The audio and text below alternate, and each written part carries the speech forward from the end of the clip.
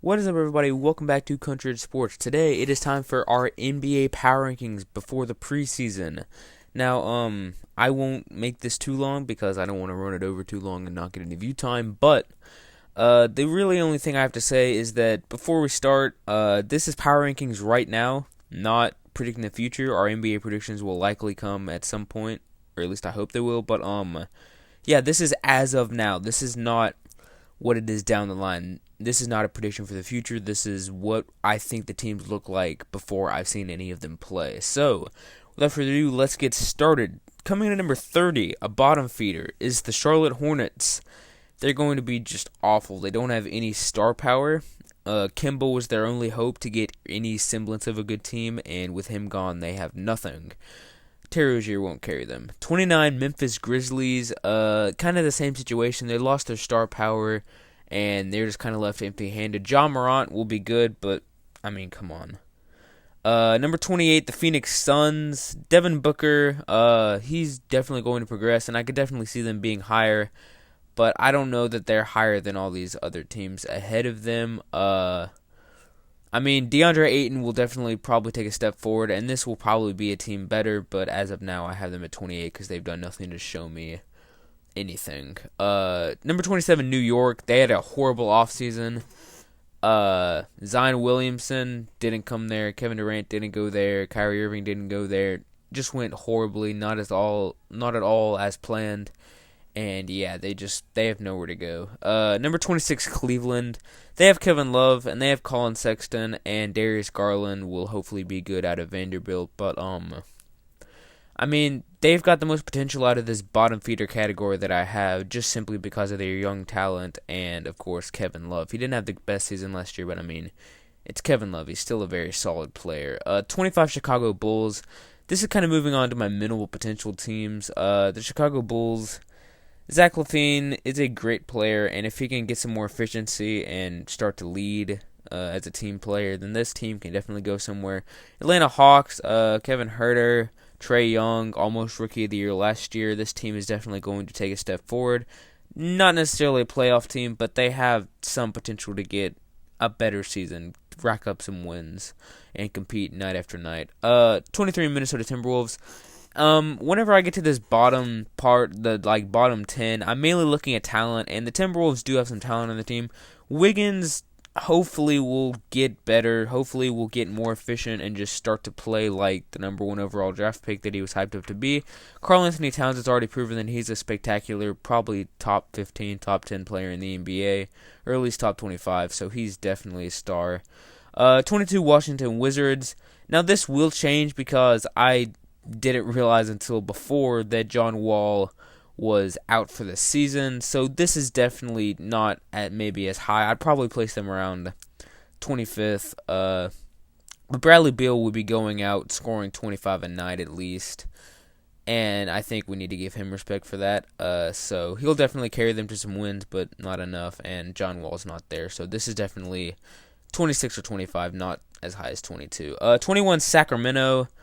De'Aaron Fox is going to take another step forward hopefully this year and go from the rookie that he was 2 years ago, and then he turned into a almost fringe all-star player, and hopefully he blossoms into an all-star. Now granted, the West is stacked this year, so that's probably not going to necessarily be an all-star caliber season, but he'll definitely progress. 20, Orlando.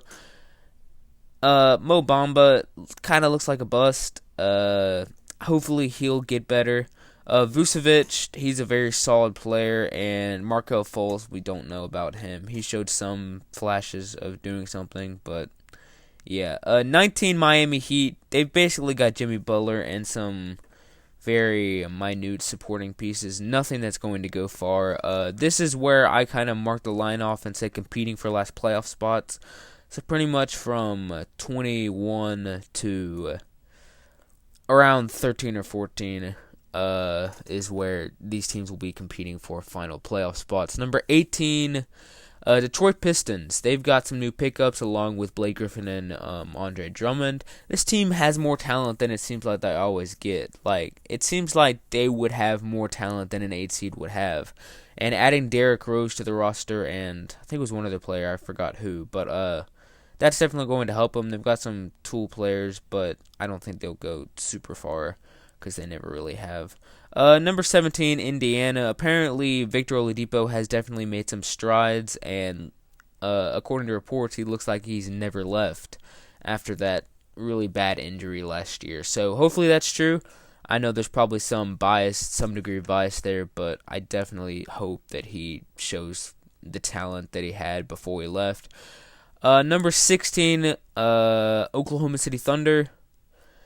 Now, most people have these really, really low, and I'm not quite sure because while people look at this and say I'm biased because, yes, I'm a Thunder fan, I'm not.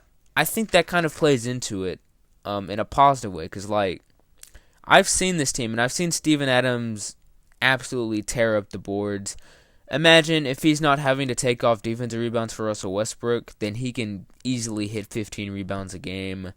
Chris Paul is going to engineer this offense in a spectacular way, and he said he's ready to compete, so I don't know if he'll be here by trade deadline, but purely looking at the roster now, this is definitely a fringe playoff team right now. Not necessarily in the future, because Chris Paul will likely be out by the trade deadline, but right now, this team looks like it can compete for a playoff spot. Number 15, New Orleans Pelicans. Zion Williamson, Lonzo Ball, Brandon Ingram, all these set pieces that are coming together.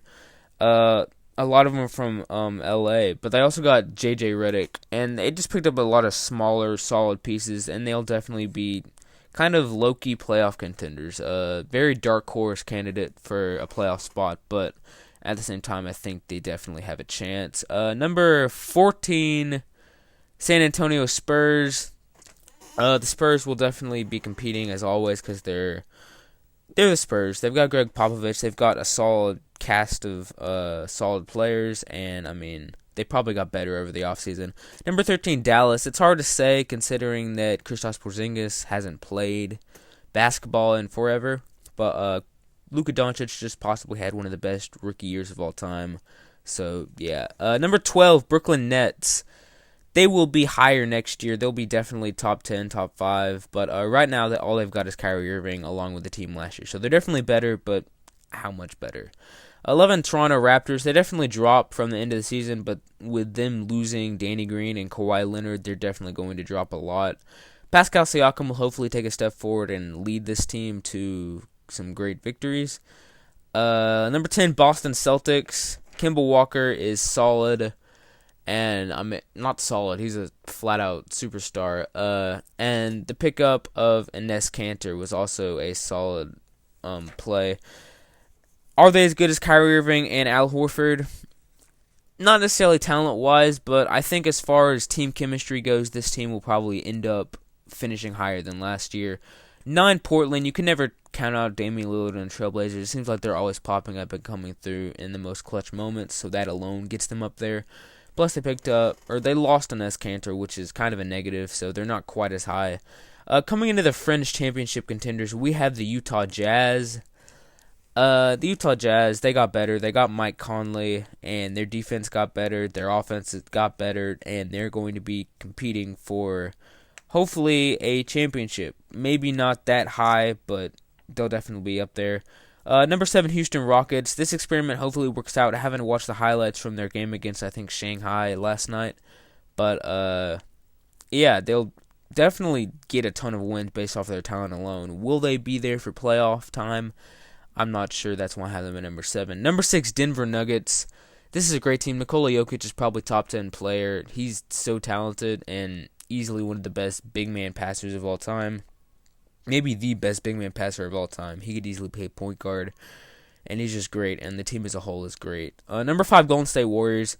I know they did lose a lot, and I know they don't look the same, but I'm purely going off of just their coaching. They have, as far as I'm concerned, the second or third best coach in the NBA right now.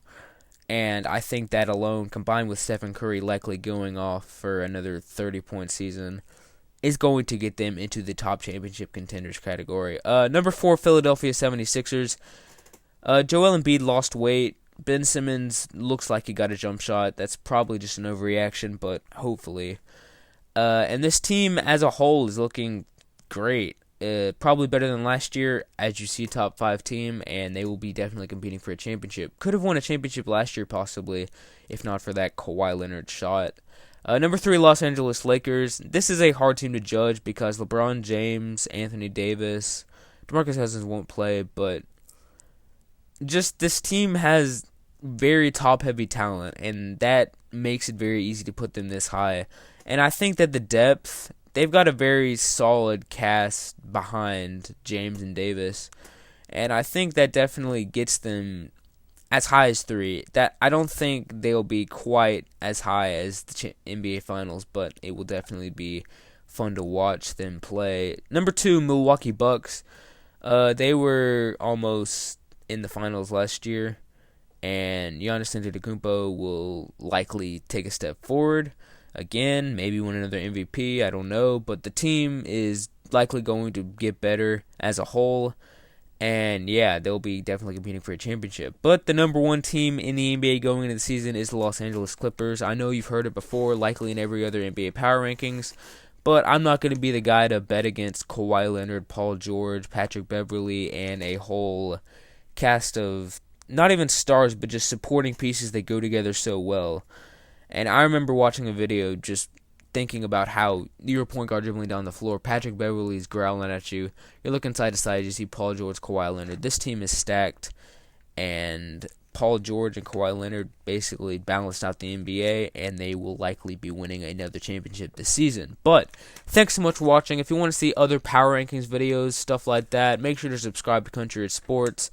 And just for other sports content, whether it be sports, gaming, outside stuff, whatever, just make sure to subscribe. Thanks so much for watching. Always remember to keep guide number 1. Have a great day, and I'll see you next time.